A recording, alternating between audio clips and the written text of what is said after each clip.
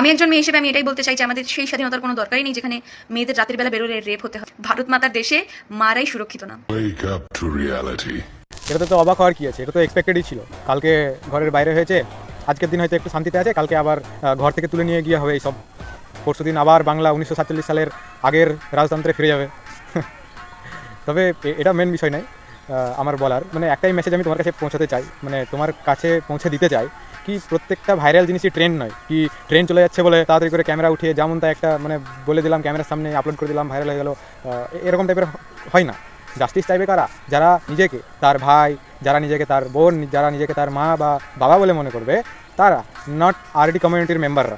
মানাই না, তোমাদের মুখে এইসব মানাই না। তোমরা কী করছো আগে তোমাদের পাস্টগুলো স্ক্রোল করে আগে পাস্টগুলো দেখে আসো, কি নিজেরা কী করছো, তারপরে বলবা কি জাস্টিস জাস্টিস জাস্টিস।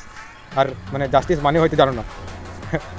আর ভারত মাতার দেশে আবার কি জিনিস? ভারত মাতার দেশে, ভারতকে আমরা মাতা বলে মনে করি, নট ভারত মাতা। ভারত মাতা আবার ভারত মাতার দেশে, এরকম কি? ভারত মাতার দেশে, ভারত আমাদের মাতা, ভারত আমাদের মা, নট ভারত মাতার দেশে আমরা বাস করি, ভারত মাতাতে আমরা আছি। সব ভাইরাল জিনিসই ট্রেন্ড নয়।